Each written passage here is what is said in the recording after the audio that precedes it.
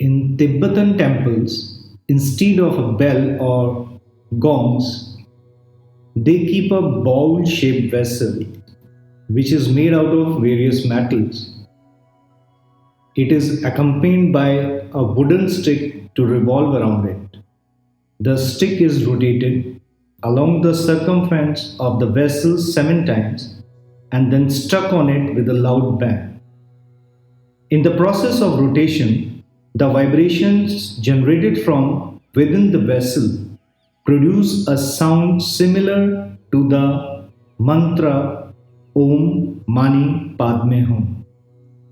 The bowl echoes the sound not once but 7 times.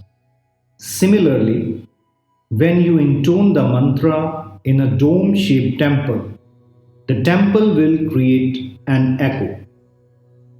Every cell of your body will receive the echo and return it back with a deeper resonance. I too have experienced this same phenomena a number of times while chanting Rudra Abhishek at Pitambara Peeth Datia in Madhya Pradesh. I could feel the circle of sound energy when the Pandit started chanting the mantras.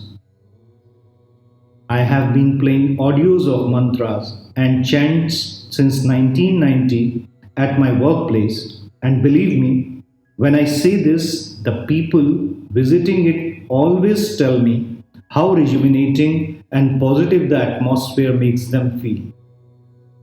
Indian scriptures call the Supreme Being Shabd Brahma, meaning God is sound. Its mantra is Omkar Bindu Sanyuktam Nityam Dhyayanti Yogina Kamadam Mokshadam Chaiva Omkaraya Namo Namaha. When a meditator creates the intense sound of Om within the temple, within a very short amount of time, he will feel as if neither he nor the temple is there, but only the electricity remains. There are certain sounds which have a purifying effect, while there are others which seems to contaminate the atmosphere. Some particular sounds act as deterrents of diseases, while others invite diseases. However, the whole science of sound has somehow been lost. Only a very few people feel the glimpse of it. I believe, even today, but we lack the in depth understanding behind this blissful science of sound. All melodies, modes, and their modifications are a part of this science of sound. Musical compositions, as well as dance forms, are originated in temples and later on they are developed into specific art forms elsewhere. Only a handful of us are aware of the planetary energy circles which are impacting our lives. We all understand about astrology, and one thing which is very important, and I believe that very few people knew about it, is that our planet Earth, it also resonate at a particular frequency.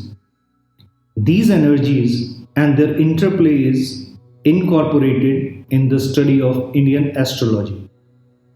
Our Mother Earth protect herself from these energies by resonating a strong sound, and this resonance is known as Schumann's resonance.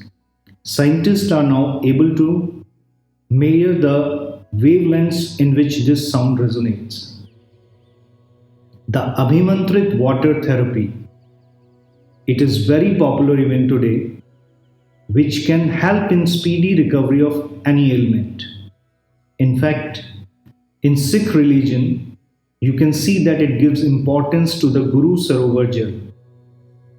It is believed that it holds medicinal properties and people experience tranquility and peace through this. The science behind this is that the sound created by the Shabad and the Granth Sahib part, which is done 24 by 7, all 365 days in every big Gurdwara, purifies the entire atmosphere, including the Sarovar with its sound vibrations. Few years back, I came across an article of NASA stating that they were able to catch the sound of a sun ray. Upon enhancing the volume of it, it was observed that the sound emitted from the vibrations was that of Om. This sound is universally accepted beyond the religious beliefs. However, we know very little about the treasure it unlocks. Try to understand it like this. Suppose we have a key in our hands. Now we cannot exactly say what it is meant for or what is the purpose of this key. We can try to break it only to see the metal and the solid parts of the key, but cannot unveil the treasure it may reveal. Till date, many such keys and treasures are yet to be discovered and unlocked. But no one is actually aware about these keys. These keys may have been used to unlock huge treasures in the past, but with our lack of awareness, they are nothing but a burden which we can't seem to throw away. Because in some corner of our hearts, we still have this hope that someday some lock might be opened by it. People believe in many such theories, so as the black hole, like the God being an alien and a parallel universe, but do not have the appropriate knowledge about it. In other words, nobody knows the secret behind the rituals carried over through ancient times. But I personally believe that they behold huge treasures within them. In Hindu mythology, we believe in theories of rebirth and karma with 100% full faith. We chant various mantras but are not aware of the correct phonetic pronunciation. It is as funny as eating an expired medicine with an expectancy of getting better. When talking about rebirth, we are born again and again with imprints from the past births. However, most of us are not able to retain them in our minds and use it throughout our lives. There are researches still going on to understand one's past lives and its impact on the present one. The Tibetan have some clue about reincarnation. Right now, we are witnessing the 14th birth of Dalai Lama. His past births have been documented and studied upon. So, without having this deep awareness of the divine, a temple can never be built. Even when that awareness is lost, the temple still remains.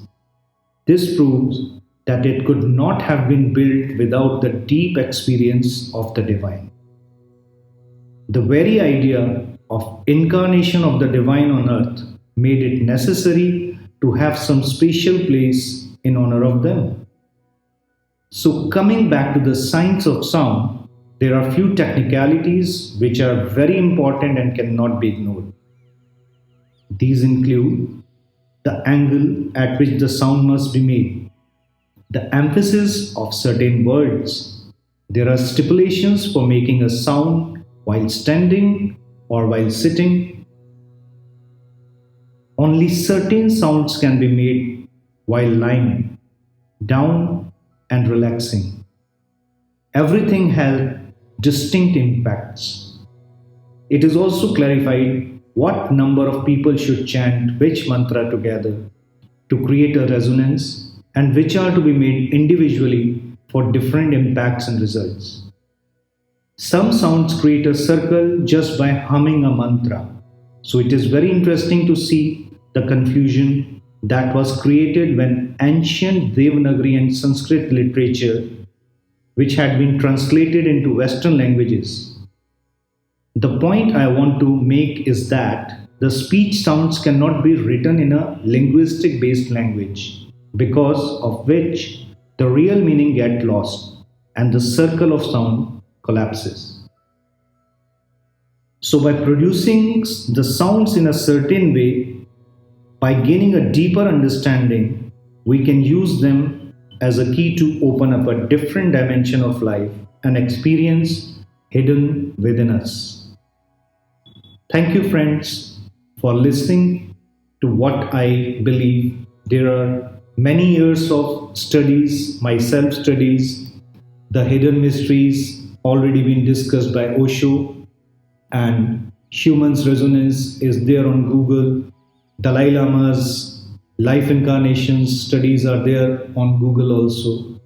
Various things and various examples which I have quoted, one can go through them. The NASA study about the sun ray is also there on Google.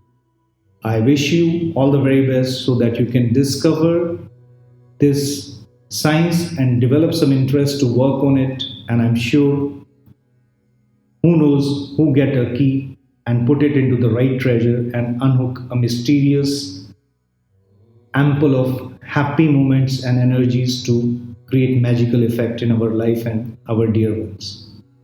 God bless. Take care. Thank you.